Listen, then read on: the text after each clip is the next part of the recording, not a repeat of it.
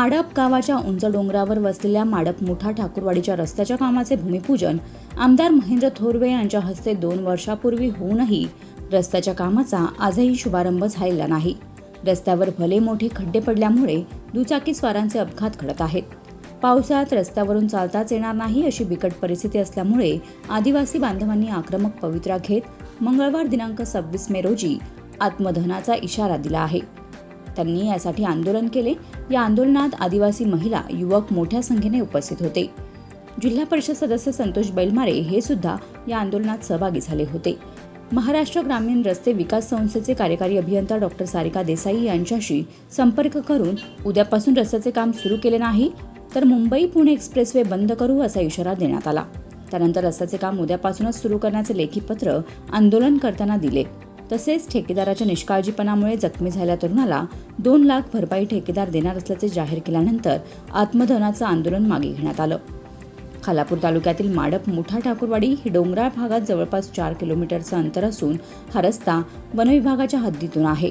त्यामुळे अनेक अडचणींवर मात करीत प्रशासनाकडून वनविभागाची परवानगी घेऊन 9 कोटी निधी मंजूर झाला।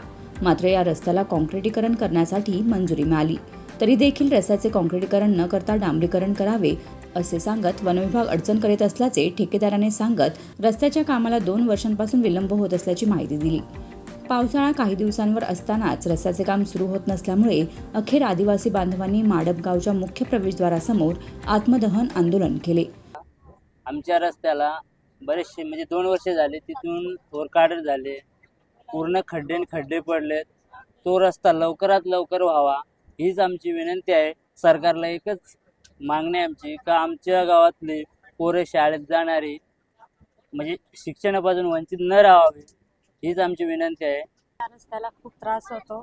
रस्ता नाही, खराब रस्ता असल्यामुळे गरोदर बायांना खूप त्रास होतो।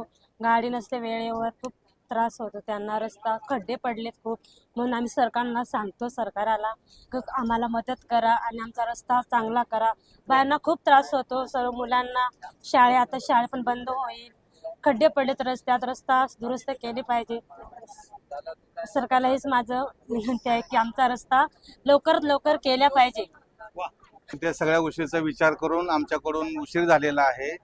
काही काम ठेकेदारांनी चालू केलेलं आहे पण पूर्ण जोमामध्ये चालू केलेलं नाही। तर आता उद्यापासून सकाळी 11 पासून सगळं मशिनरी इकडे येऊन उद्यापासून काम चालू करणार आहे। या आंदोलनात जिल्हा परिषद सदस्य संतोष बैलमारे, माजी उपसभापती विश्वनाथ पाटील, सरपंच अर्चना पाटील, कमलाकर पाटील, नितीन पाटील, पोलीस पाटील, राजेश पाटील, बाळू चव्हाण, सतीश घोडविंडे, संदेश सांबारे, रवींद्र पाटील, राकेश पाटील, जयवंत पाटील, मंगेश पाटील, सूरज पाटील, सुनील वारे, पांडू वारे, राम वारे, नरेश निरगुड, वामन निरगुड, यशवंत वाघ, नारायण वाघ, गणेश होला, गणेश वाघ, शनिवारा काबडी, जगन वाघ, जानू वारे, राम वारे सहभागी झाले होते। आंदोलनस्थळी अनुचित प्रकार घडून हिंसक वळण लागू नये यासाठी पोलीस निरीक्षक सचिन पवार यांनी चोख बंदोबस्त ठेवला होता। सार्वजनिक बांधकाम विभागाचे उपअभियंता RK चव्हाण, कनिष्ठ अभियंता निकिता गुरव, स्थापत्य अभियांत्रिकी सहाय्यक राहुल चौरे यांनी आंदोलनस्थळी भेट घेऊन काम सुरू करण्याचे आश्वासन दिले। मात्र आक्रमक आदिवासी बांधव प्रचंड आक्रमक झाले होते।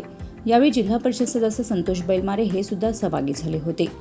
महाराष्ट्र ग्रामीण रस्ते विकास संस्थेच्या कार्यकारी अभियंता डॉक्टर सारिका देसाई आणि ठेकेदार यांच्याशी मोबाईलवरून संपर्क साधत लेखी पत्र दिल्यानंतर आंदोलन मागे घेण्यात आले आहे। Bureau report, news 46, Raigad, Khopoli.